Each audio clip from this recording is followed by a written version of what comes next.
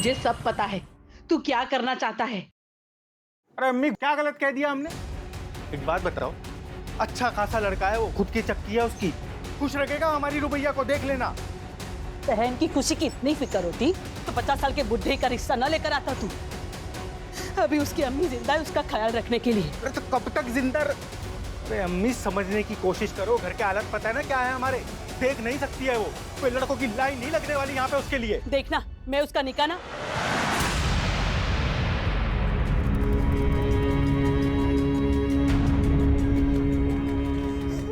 भाईजान, आप बिल्कुल चिंता ना करें।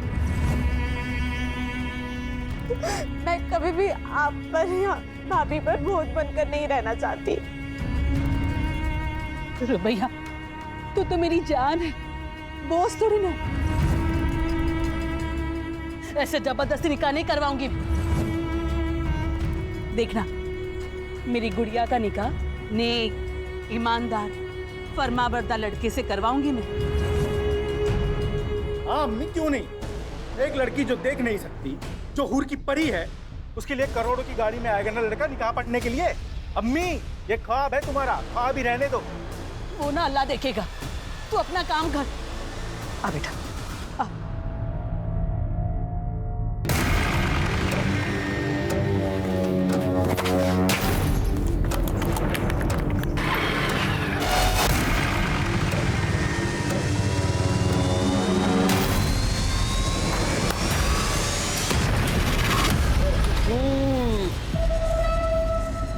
अरे होने वाले साले साहब, मसला कहाँ तक पहुंचा? आमिर भाई, बात ऐसी है कि अम्मी और रुबैया से बात की, लेकिन उन्होंने इनकार कर दिया। 50 साल के बुड्ढे के साथ तुम्हारी बहन का रिश्ता कैसे हो सकता है? यही ना? ये तुम लोगों ने अच्छा नहीं किया यूनुस। आमिर भाई, ऐसा है कि आप खामखा में नाराज हो रहे हैं। मैंने अपनी तरफ से पूरी कोशिश की, जितनी कर सकता था। मैं अपनी बहन के साथ आपका जबरदस्ती निकाह नहीं पढ़वा सकता। चलता हूं मैं।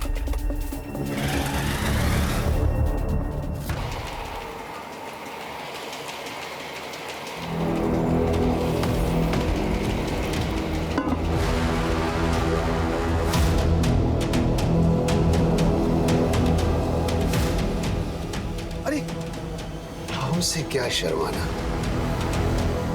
हमारी दुल्हन बन के ही तो आ रही हो। तुम्हारे भाई यूनुस से बात हो गई है।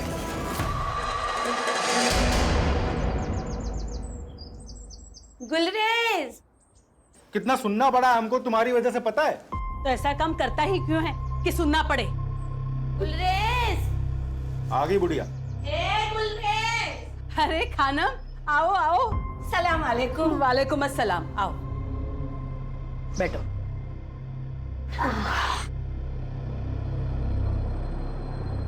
आराम से आराम से। खबर ही ऐसी थी कि अपने आप को रोक नहीं पाई। क्यों? रुबैया को फिर से शादी में गवाना है क्या? अरे गवाएंगे क्यों, हम सब मिलकर गाएंगे। ऐसा रिश्ता लेकर आई हूँ कि मना ही नहीं कर पाओगे तुम लोग। लड़का कौन है, क्या करता है और रिश्ता कहाँ से आया है वो तो बोलो खानम। अरे हजरतगंज के बहुत अमीर खानदानी लोग हैं। हाँ? उनका छोटा बेटा है सैयद, 35 साल का। पिछले साल उसकी बीवी का इंतकाल हो गया किसी बीमारी की वजह से। खैर, बड़ी मुश्किल से वो फिर से शादी के लिए माना है। और मैंने अपनी रुबैया के बारे में सब बता दिया है कि बचपन में एक हादसे में उसकी आंखें चली गई है। उन्हें कोई एतराज तो नहीं है ना कि रुबैया देख नहीं सकती? ना ना मेरी जान, उन लोगों को कोई इतराज नहीं है। रुबैया बेटा, अल्लाह ने मेरी सुन ली।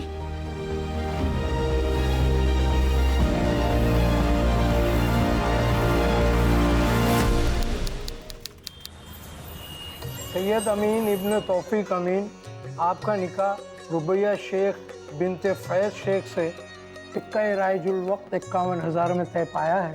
क्या आपको कबूल है? जी कबूल है। भाई कबूल है, मुबारक हो। मुबारक हो, मुबारक हो बेटा, मुबारक हो। रुबैया शेख बिनते फैज, आपका निकाह सैयद अमीन इब्न तौफीक अमीन से टिक्का राइजुल वक्त 51,000 में तय पाया है। क्या आपको कबूल है? जी कबूल।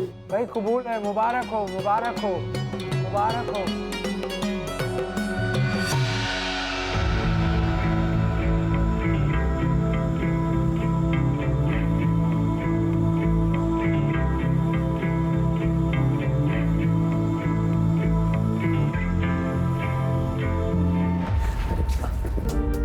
क्या कर रही हो?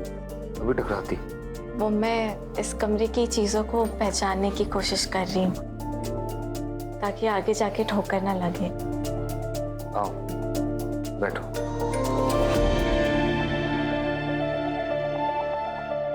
फंक्शन वगैरह से ना बहुत थक गए हो, नींद भी बहुत आ रही है। तुम्हें अगर फ्रेशन अप होना है तो तुम हो जाओ। हाँ?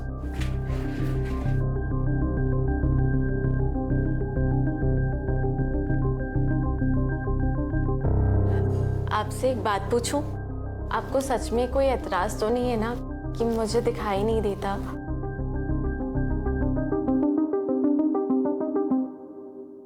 बिल्कुल सपनों की जैसी शादी थी हमारी। यकीन ही नहीं होता था कि ख्वाब है या हकीकत। बस सब कुछ हकीकत ही था। रुबैया, तुम शादी में बहुत खूबसूरत लग रही थी। हमीदा अम्मी हमें बहुत प्यार करती हैं। उन्होंने कभी इस बात का एहसास ही नहीं होने दिया कि हम देख नहीं सकते कि हम लाचार हैं। शाजिया भाभी जो दुलार हमें देती थी, वैसा तो कभी हमें अपनी सगी भाभी से भी नहीं मिला। अब्बू और जमील भाईजान वैसे तो हमसे ज्यादा बात नहीं करते, पर खाने की टेबल पर चुटकुले सुनाकर हमेशा हमें हंसाने की कोशिश करते हैं। लेकिन इन सब में सबसे ज्यादा प्यार और दुलार हमें अब्दुल मामू से मिलता है।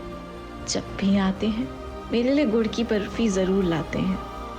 हमारे शौहर सैयद एक नेकदिल इंसान है, कम बोलते हैं, पर मेरे लिए उनकी मोहब्बत हमें महसूस होती है। कुछ दिनों से शायद परेशान जान पड़ते हैं। उनकी अपने बिजनेस पार्टनर से कुछ कहा सुनी हुई है। अल्लाह से बस यही दुआ है कि सब ठीक हो जाए। सैयद, सैयद कहाँ चिपका बैठा भाला? अरे क्या हुआ? हाँ? ये क्या तरीका है? तू मुझे मेरा तरीका मत समझा सक। एक मिनट केतन, केतन बेटा तुम घर में हो, इतना क्यों गुस्सा हो रहे हो? क्या बात? ये सब आप अपने बेटे से पूछिए। इसने मुझसे बिना पूछे कंपनी के अकाउंट से 5 करोड़ रुपए निकाले। वो पैसे मेरे।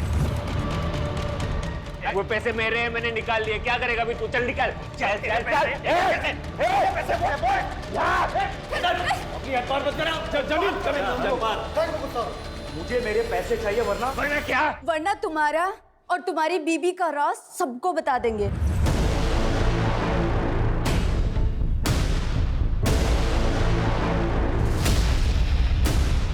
कौन सा सच और क्या बोल रही हैं ये?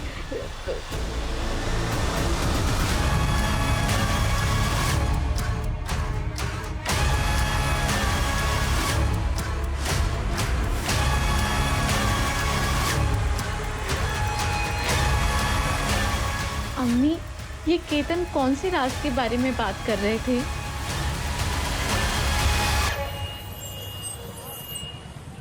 हाँ मित्र। अच्छा वहाँ भी नहीं है। अच्छा एक काम करना अमित, अगर सैयद तुम्हारे यहाँ आता है या तुम्हारी बात होती है उससे तो तुम फौरन हमें बताना। हाँ अब्बू, अमित के यहाँ भी नहीं है। ऐसे कहाँ जा सकते हैं? केतन से ना झगड़ा होने के बाद से उनका मूड बहुत खराब था। अम्मी, अम्मी मुझे तो बहुत डर लग रहा है। अरे डर क्यों रही है? सैयद मुड़ी है, वो वापिस आ जाएगा।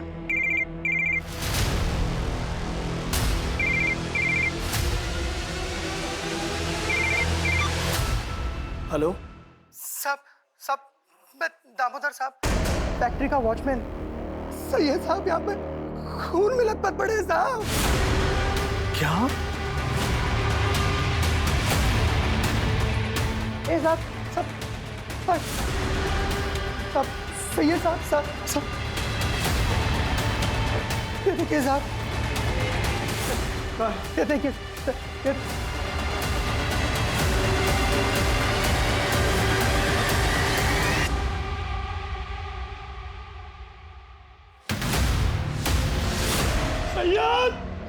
सैयद मेरे बेटे, जमील देखो ये क्या हो गया से? अब संभालिए। अरे ये क्या हो गया? बॉडी पे कोई स्ट्रगल के निशान तो नहीं है, हथियार दिल के आर पार है। एक ही झटके में ढेर कर दिया। ये केतन और दीना नहीं मेरे बेटों को मारा है साहब, उन दोनों ने ही मारा है।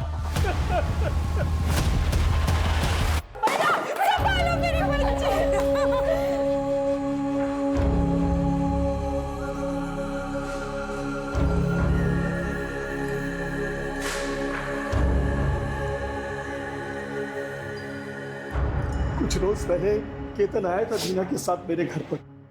उसने सैयद को धमकी दी थी कि अगर सैयद ने उसके पैसे वापस नहीं किए तो पता नहीं सैयद का कौन सा राज खोल देगा वो। मुझे मेरे पैसे चाहिए वरना क्या? वरना तुम्हारा और तुम्हारी बीबी का राज सबको बता देंगे। किस राज की बात कर रहा था, हमें कुछ समझ ही नहीं आया।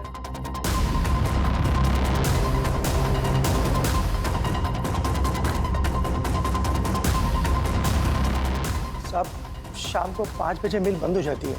मिल का ज्यादातर काम केतन साहब ही संभालते हैं। सैयद साहब तो कभी कभी आते हैं। सर सब कुछ छान मारा लेकिन कहीं भी कोई ऐसा निशान नहीं जिससे लगे कि यहाँ झगड़ा हुआ है। वॉचमैन वगैरह से पूछताछ कर लिया, किसी को कुछ नहीं पता। बॉडी को पोस्टमार्टम के लिए भेजो और फैमिली मेंबर्स को इन्फॉर्म करो, जब तक का इंक्वायरी पूरी नहीं हो जाती ये फैक्ट्री बंद रहेगी। और ये केतन और दीना उन्हें पुलिस थाने लेकर, बाकी फैमिली मेंबर से तुम बात करो। यस। कॉल रिकॉर्ड्स चेक किए हैं आप लोगों के? 12 से 1 फैक्ट्री में क्या कर रहे थे? ऐसा क्या काम आ गया? सैयद से कौन से राज फाश होने की बात कर रहे थे तुम लोग? मुझे मेरे पैसे चाहिए वरना क्या? वरना तुम्हारा और तुम्हारी बीबी का राज सबको बता देंगे। मुझे नहीं पता कि वो किस राज के बारे में बात कर रहे थे। मैं तो खुद सुन के हैरान थी। सच सच बताओ, सैयद को क्यों मारा? सर हमने सैयद को नहीं मारा। हाँ हम दोनों फैक्ट्री गए थे, कुछ काम था, लेकिन जब हम दोनों वहां पहुंचे तो सैयद की लाश वहां पहले से पड़ी हुई थी। पुलिस को ये बात बताना जरूरी नहीं समझा तुमने? सर हम डर गए थे क्योंकि सैयद के साथ सुबह ही हमारा झगड़ा हुआ था, तो लोगों को यही लगता कि हम दोनों ने ही कुछ किया है, इसके लिए हमने किसी को कुछ भी नहीं बताया। राज की बात? सर कोई राज नहीं, वो तो ऐसे ही हमने उसे डराने के लिए कहा था, पर मैंने उसे किसी से बात करते हुए सुना था कि ये बात मेरे परिवार वालों को नहीं पता चलनी चाहिए। देखो ये बात मैं अपने घर वालों को नहीं बता सकता। आप मैं समझ रहा हूँ लेकिन तुम मेरी बात तो समझो ना। पर वो बात क्या है वो हमें नहीं पता।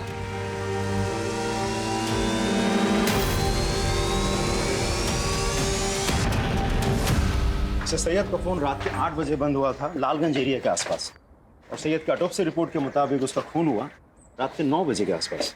लेकिन सर केतन और दीना तो रात के 12 बजे आए थे फैक्ट्री में। सर ऐसा भी तो हो सकता है मारा कहीं और हो और बॉडी डंप करने यहाँ फैक्ट्री में आए हो। इतनी बड़ी बेवकूफ़ी वो नहीं कर सकते क्योंकि वो जानते हैं अगर बॉडी मिल में मिलेगी तो सबसे पहले पूछताछ होनी चाहिए। लेकिन सर मुझे ये समझ में नहीं आ रहा है कि सैयद के बारे में केतन ऐसा क्या जानता है जो हमसे शेयर नहीं करना चाह रहा। एक काम करो अंकिता, रुबैया से जाके दोबारा पूछताछ करो, हो सकता है कोई इन्फॉर्मेशन निकले। Okay sir. अम्मी, अम्मी कहाँ है आप? अब्दुल मामा, शाजिया भाभी, हमें आपको कुछ बताना है, आप यकीन नहीं करेंगे। क्या हुआ रुबैया? जल्दी आए। क्या हुआ बेटा? अम्मी, सैयद जिंदा है। वो कल रात मुझसे मिलने आए थे। ऐसी बातें करके क्यों हमारा दिल जलाना चाहती हो रुबैया? रुबैया की बातों पर ध्यान मत दो, वो अभी होश में है। नहीं अबू मैं सच कह रही हूँ, सैयद जिंदा है। वो कल रात को मुझसे मिलने आए थे। हाँ बेटी, हाँ बच्ची समझ रहा हूँ मैं, तुझसे बहुत प्यार करती थी इसीलिए तुझे ऐसा लग रहा है। नहीं, आप लोग मेरे बात का यकीन क्यों नहीं कर रहे? सैयद जिंदा है, मैं सच कह रही हूँ, मेरे सैयद जिंदा है। ना ही मैं झूठ बोल रही हूँ, ना ही मैं पागल हूँ मैडम, मेरे सैयद जिंदा है। वो रात को मुझसे मिलने आए थे और देखना आज भी आएंगे। आपको जल्दी मेरी बातों पे यकीन हो जाएगा। मेरे सैयद जिंदा है। अब मैं इसे कैसे यकीन दिलाऊं कि इसका सैयद अब इस दुनिया में नहीं। देखिए, मैं समझ सकती हूँ कि पति के जाने का इन पर गहरा असर हुआ है। आप जल्दी इन्हें अच्छे से थेरेपिस्ट को दिखाइए। मेरे सैयद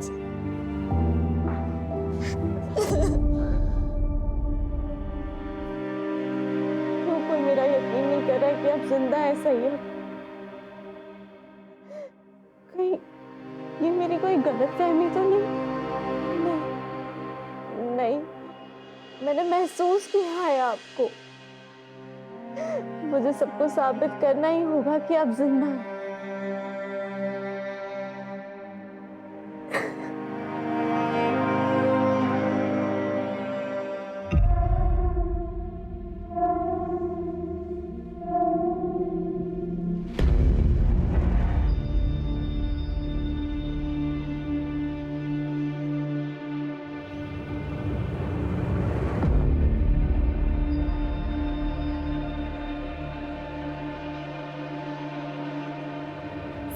सैयद,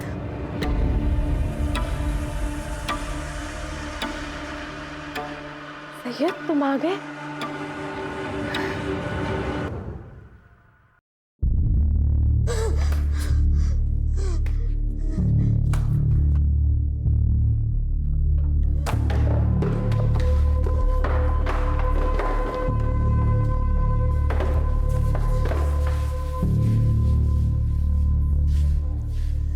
अम्मी समझा करो, हमको घर बेचना ही पड़ेगा।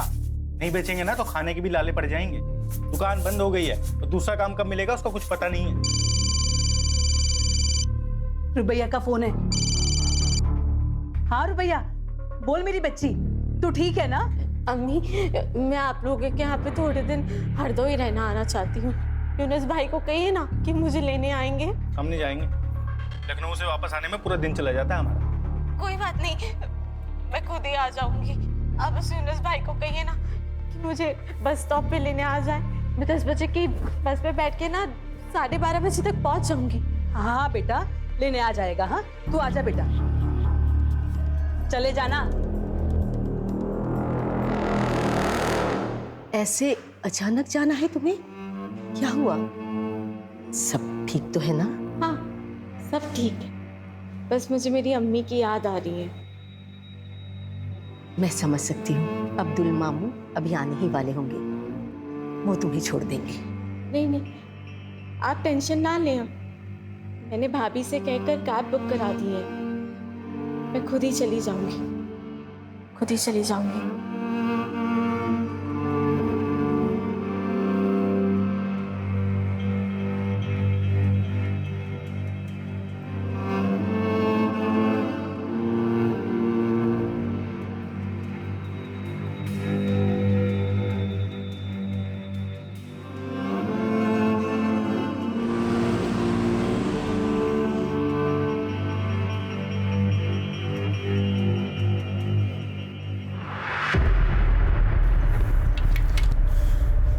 जरूरत थी क्या ऐसे यहाँ पे आने की?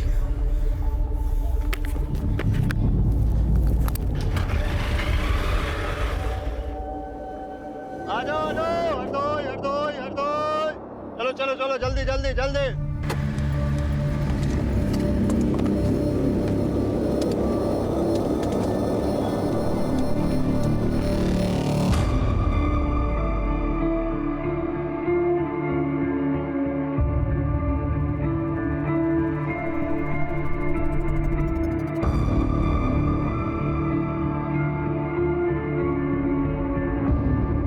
हरदोई हरदोई हरदोई हरदोई हरदोई हरदोई हरदोई हरदोई। आ जाएंगे मैम? ये बस हरदोई जाएगी। हाँ जी हाँ जी हाँ जी, आइए आइए।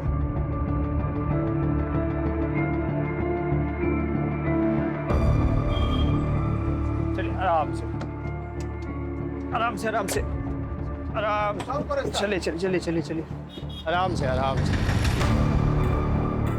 एक सेकंड, आगे आगे आगे आगे आइए यहाँ बैठिए। हाँ चलिए चलिए चलिए अंदर की तरफ।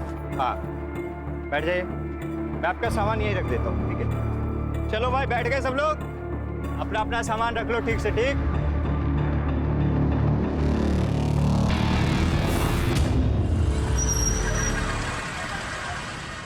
हाँ हाँ, आदाब गुलरेज बहन।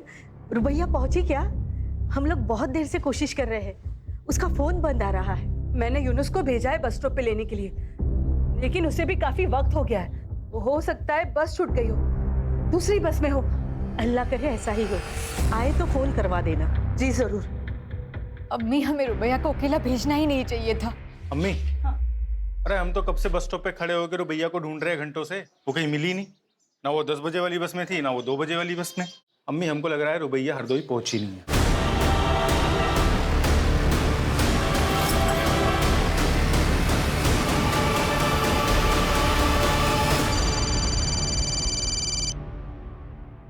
हाँ बोलो। क्या?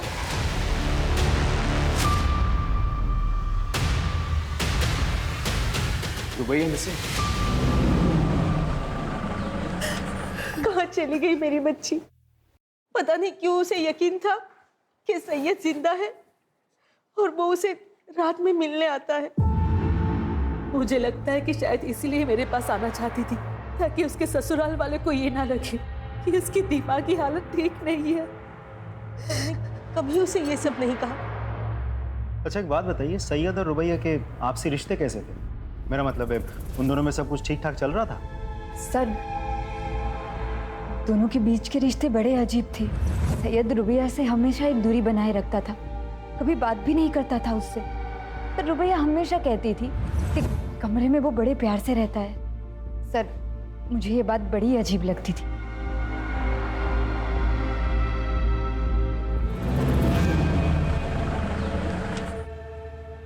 सर, रुबैया के घर वालों से बात करके मुझे समझ में आया कि सैयद और रुबैया के बीच रिश्ते सही नहीं थे। मुझे ऐसा लगता है कि सैयद के मर्डर के साथ रुबैया के गायब होने का कुछ तो कनेक्शन है। एक काम करो, रुबैया की कैब बुक करने से लेके बस स्टॉप पहुंचने तक उसके सारे फुटस्टेप्स ट्रैक करो, उसके call records, cab details, everything. Sir, एक और बात, रुबैया के गायब होने के बाद हरदोई से सिर्फ उसकी माँ आई थी, साथ में भाई यूनुस नहीं था। बहन गायब है और भाई को फिक्र तक नहीं। उठा के लेके आओ सब। यूनुस शेख, तो तुम्हें पूरा यकीन है? हरदोई स्टेशन गए थे अपनी बहन रुबैया को लेने के लिए? सर, मैं गया था सर। मैं बस स्टॉप पे पहुंच गया था, यही कोई 12 के करीब सर। मैंने तो अगली बस का भी इंतजार किया। तब मुझे लग रहा वो पहुंची नहीं स्टेशन पे। कैसे गए थे वहां पर? बाइक से गया था सर मैं। तुम्हारा जो हरदोई का घर है, बस स्टॉप है, कितनी दूरी पे? तो किस रास्ते से गए थे?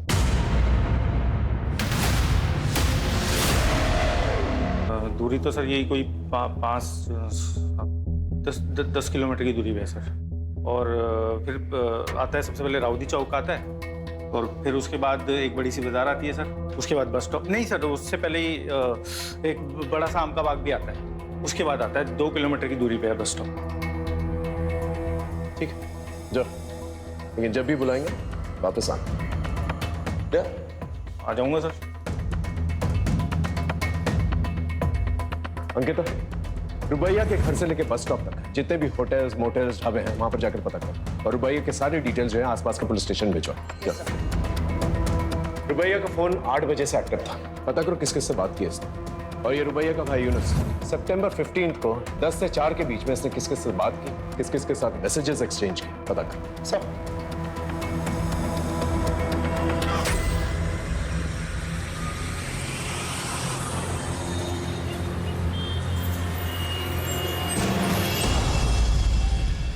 रुबैया को छोड़ने के 3 दिन के बाद तू काम पर लौटा है। आता 3 दिन तक तो रुबैया कहां पर है? बोल। कौन रुबैया? ये गांव गया था, बाप बीमार है, आप फोन करके पता कर लो।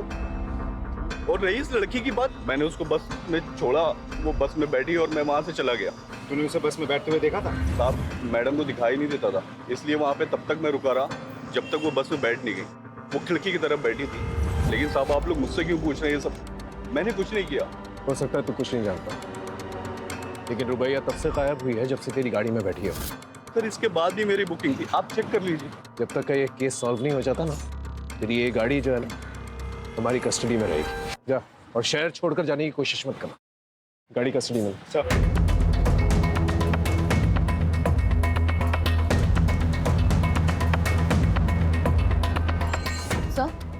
सर हमने लोकल पुलिस स्टेशन से पूछताछ की, लेकिन रुबैया अमीन ने किसी भी होटल में चेक इन नहीं किया है सर हमने सीसीटीवी फुटेज भी चेक किए और यहाँ तक मॉर्ग जाकर उसके कदकाठी की डेड बॉडीज भी चेक की सर, लेकिन रुबैया का कहीं कुछ पता नहीं चला। तो आखिर ये रुबैया चल ना। मैं नहीं जाऊंगी। ऐसे कैसे नहीं जाएगी? चल। मैं इस गंदगी का हिस्सा कभी नहीं बनूंगी। छोड़ो। कैसे नहीं बनेगी? कमल भाई। अबे चुप कर एक मिनट। हाँ लाला, इसको डराने से कुछ नहीं होगा। और तो इसको अपने तरीके से इसकी औकात दिखाता हूँ। लड़की को खरोच भी नहीं आनी चाहिए, कोई दूसरा तरीका ढूंढ। ठीक है लाला। छोड़ दो। चल। चल। नहीं छोड़ो। प्लीज खोलो। प्लीज मुझे बाहर आने प्लीज।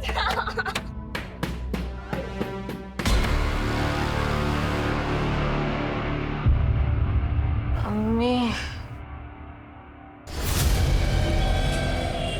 तुम्हें पूरा यकीन है ये वही लड़की है जो तुम्हारी बस में बैठी थी? हाँ साहब, उस दिन यही लड़की बस में बैठी थी। लेकिन हमारी इंफॉर्मेशन के मुताबिक तो वो हरदोई पहुंची ही नहीं थी। तुम्हें पक्का याद है? हाँ साहब, मुझे पूरा याद है। साहब वैसे आम पैसेंजरों का तो ध्यान नहीं रहता, लेकिन ये कुछ देख नहीं पाती थी। बल्कि साहब इसका सामान भी मैंने ही रखा था और इसे बिठाया भी मैंने ही था। अच्छा, तो तुम्हारी बस हरदोई पहुंची तो इस लड़की को उतरते हुए देखा था? साहब इतना तो याद नहीं है मुझे, लेकिन हाँ साहब, हरदोई से पहले जब बस चाय पानी के लिए रुकी थी तो मैंने इसको उतरते हुए जरूर देखा था साहब। चलो भाई, जिसको चाय वाय नाश्ता पानी करना है कर लो, बस सिर्फ 10 मिनट के लिए रुकेगी।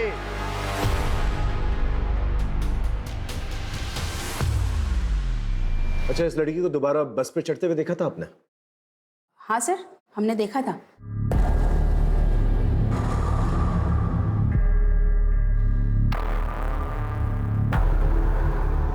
श्योर? श्योर। ठीक है, आप जा सकते।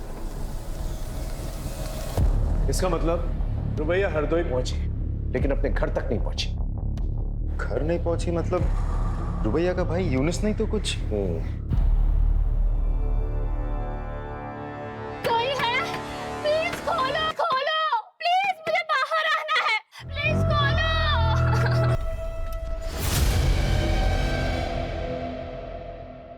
अम्मी।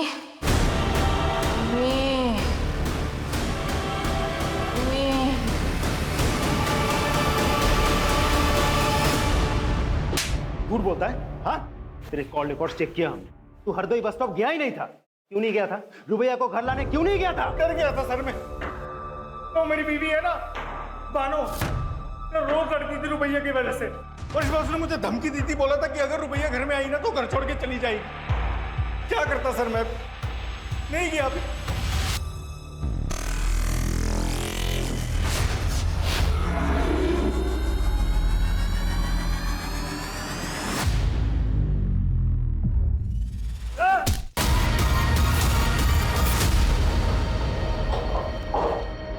लाला, ऐसा भाग गई। आयशा जिंदा नहीं बचनी चाहिए। मेरे फोन का इंतजार करो, दूसरी को भी ठिकाने लगाना है। ठीक है लाला।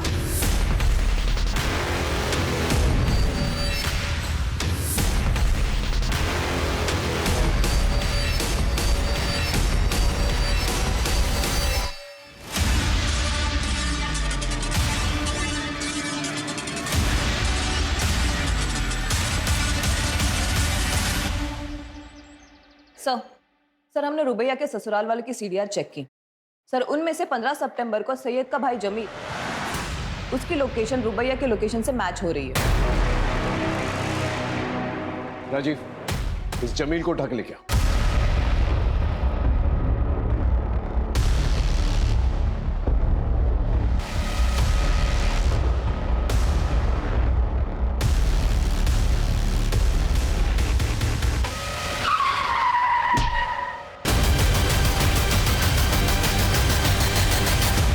सर, जमील का एक्सीडेंट हो गया। उस पर किसी ने गाड़ी चढ़ा दी है। क्या? जमील हम?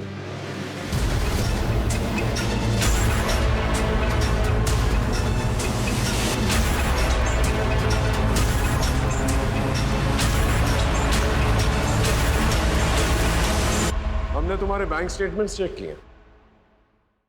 तुमने बहुत सारे ट्रांजैक्शंस जो हैं बबल क्लब्स में किए। पहले हमें ये लगा कि शायद तुम हॉलिडे मनाने के लिए अपनी बीवी के साथ इस क्लब में जाते हो, लेकिन जब हमने क्लब में फोन किया तो पता चला तुम वहां अपनी बीवी के साथ नहीं बल्कि सैयद के साथ वहां जाते थे। तो चल क्या रहा था तुम्हारा और सैयद? हाँ, देख सच बता दे। एक ही फैमिली के 3 मेंबर्स के साथ हादसा हुआ, कोई भी झूठ बहुत भारी पड़ेगा तुझे। सर मैं बाइसेक्सुअल और सैयद गे था। हम दोनों एक दूसरे को डेट कर रहे थे और वो मुझे पैसे भी देता था। हम दोनों एक दूसरे के साथ बहुत खुश थे, लेकिन फिर पता नहीं एक दिन सैयद ने अचानक से आकर कहा कि वो दूसरी शादी कर रहा है और वो ये रिलेशनशिप को कंटिन्यू नहीं कर सकता। सर वो क्लब में अकेले जाने लगा, लोगों से मिलने लगा, उन्हें डेट करने लगा। सर उसने मुझे पैसे भी देना बंद कर दिया।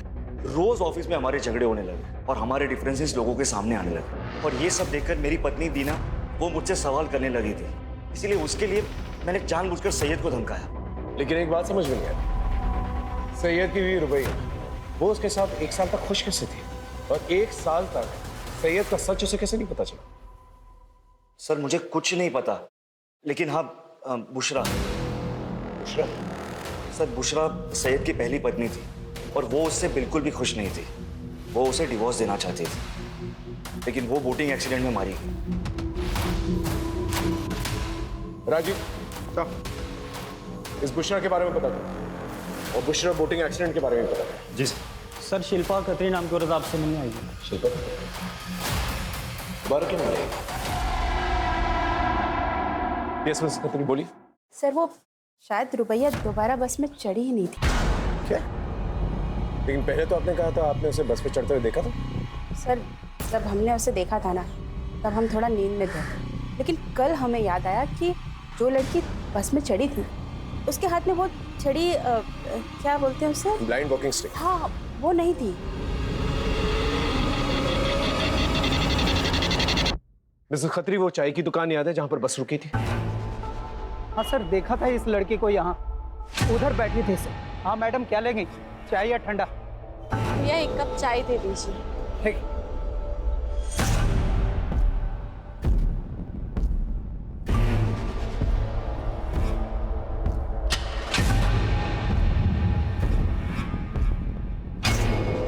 तो तुम कह रहे हो एक आदमी आया था उससे मिलने के लिए, फोन पे उससे बात करवाई और वो लड़की उसके साथ चली गई? जी सर। उस आदमी की शक्ल याद है? नहीं सर शक्ल तो नहीं याद है, लेकिन हाँ सर उसकी काली काली दाढ़ी थी और यही बैठा हुआ था सर। और उधर दूर में एक ब्लू कलर की बहुत बड़ी गाड़ी थी सर। ये आदमी लड़की को गाड़ी में लेकर गया, उसमें 2 लोग बैठे हुए थे और गाड़ी चली गई सर। ठीक है, थैंक यू। सर रुबैया जिसके भी साथ गई है अपने भरोसे से गई है। नहीं, उसने उस पर भरोसा नहीं किया जिसके साथ गई, उसने उस पर भरोसा किया जिससे उसने फोन पर बात की। वो हरदोई अपनी अम्मी के घर पहुंचना चाहती थी, अपनी अम्मी को शायद कुछ बताना चाहती थी, लेकिन वो हरदोई पहुंच नहीं पाई। 15 सितंबर को जो ब्लू गाड़ी के बारे में बता रहा था ये, टोल प्लाजा जाके उसके बारे में पता करो। ये सच है अंकल, सैयद को लड़कियों में कोई दिलचस्पी नहीं थी और ये बात सैयद की पहली पत्नी बुशरा को भी पता था। झूठ है ये सब। बुशरा सैयद के बच्चे की मां बनने वाली थी। रुबैया और सैयद दोनों बहुत खुश थे और आप कह रहे हैं कि उसे औरतों में कोई कुछ भी कहेगा आप उसका विश्वास कर लेंगे? अरे वो हमारे घर का बच्चा था। इस बूढ़े ने 2 जवान बेटे खोए हैं साहब। ऐसे वक्त में तो इस घर में इस तरह की बेहुदा बातें मत कीजिए आप। और कोई है जो हम सबको एक एक करके मारना चाहता है, उसे जाकर ढूंढिए आप। पता नहीं हमारी बच्ची रुबैया किस हाल में है, पता नहीं वो जिंदा है भी कि नहीं।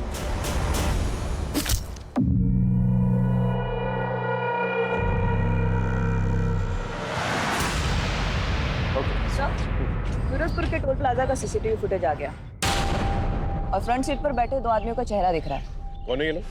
गगन और बबन सर ये दोनों हिस्ट्री शीटर्स हैं और फिरोजपुर के ब्रोथल से भी इनका कनेक्शन है।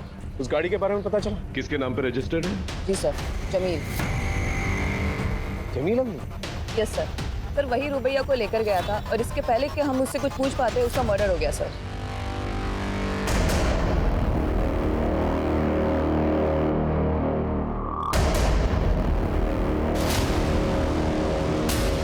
Hello police station.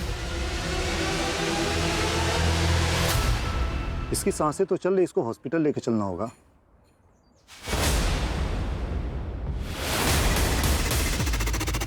एक और लाश।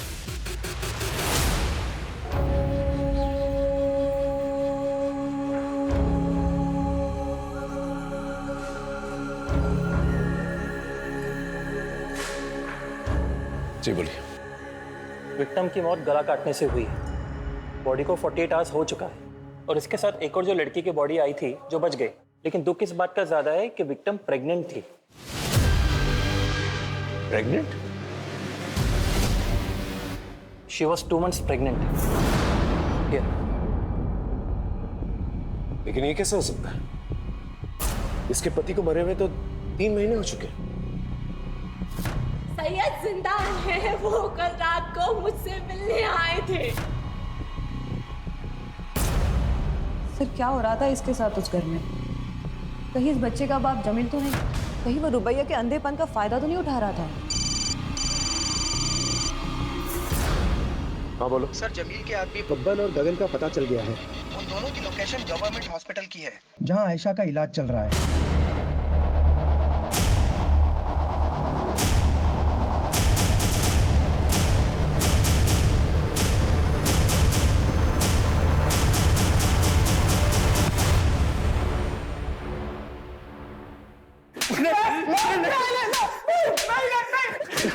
किसने कहा था उसे मारने के लिए? किसके कहने पे मारा? बोल। सर हम तो दल्ले सर, कोटे पे लड़कियों का सौदा करते। ऐसा वहां से भाग गई थी, बहुत साड़ी बनती थी सर। बोल। रही बात रुबैया की, रुबैया को जमील भाई लेकर आए थे, उन्होंने उसको पकड़ा सर, उन्होंने मारा होगा, हमने कुछ नहीं किया, यकीन कीजिए। कोठे पे ले जाकर क्यों? कोटा किसका है? कोठा किसका है? बोल। कोटा जमील भाई और लाला का है। लाला कौन? कौन लाला? कौन लाला? बोल। लाला यानी अब्दुल मामू का।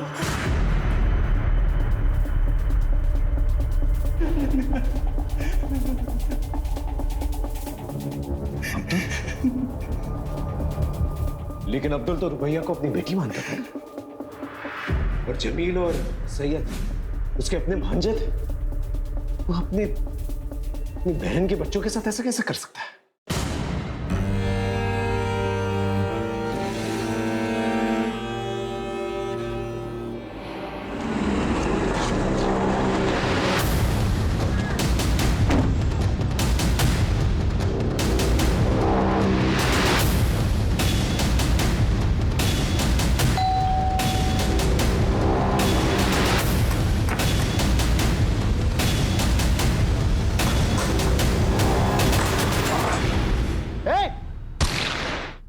गर्दन पर गोली लगी है, हॉस्पिटल लेके जाओ।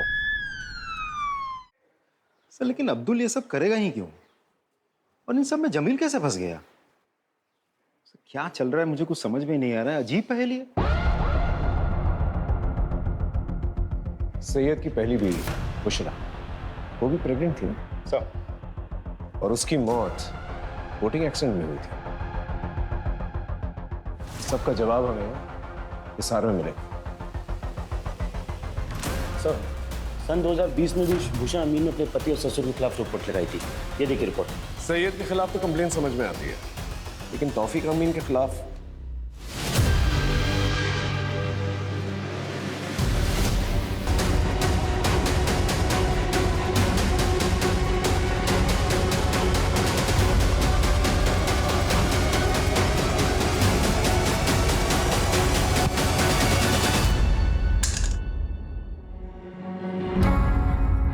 जमील,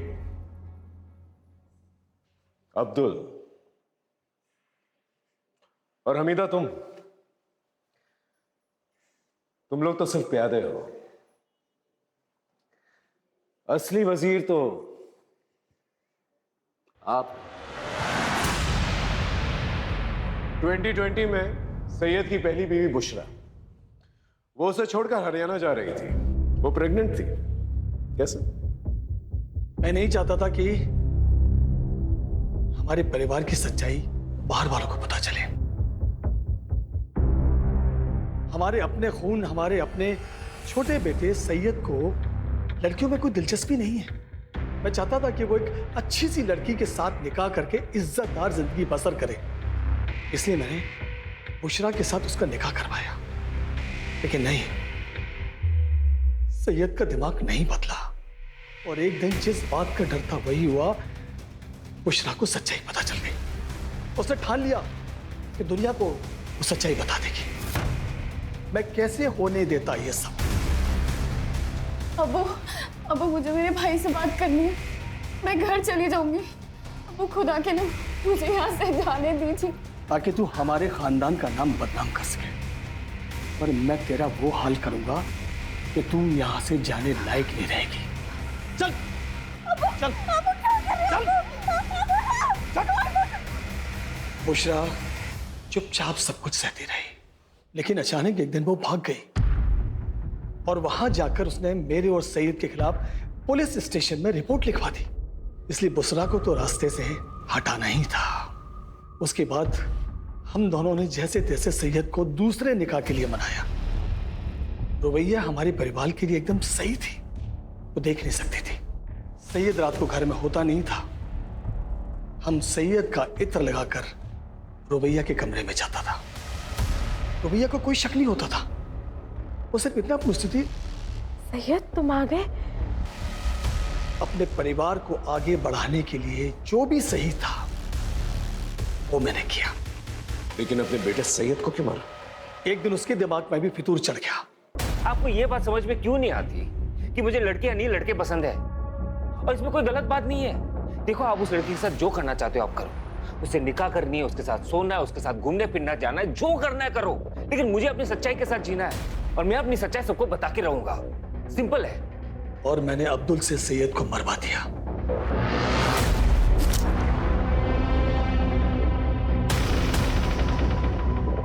और मैंने और जमील ने मिलकर सैयद की बॉडी को फैक्ट्री में रखवा दिया, जिससे सारा शक केतन पर जाए। लेकिन एक दिन रुबैया को भी मेरी सच्चाई का पता चल गया।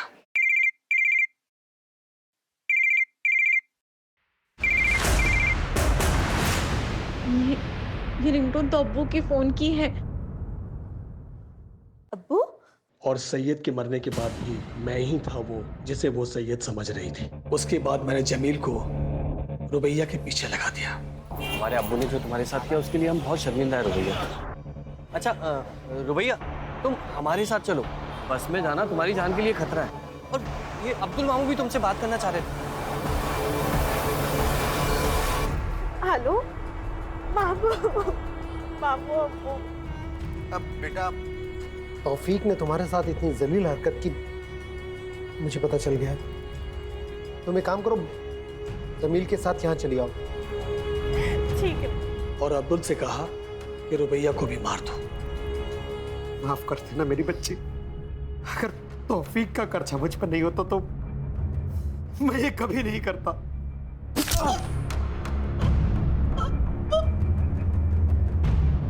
मैंने जो कुछ भी किया अपने खानदान की इज्जत बचाने के लिए किया।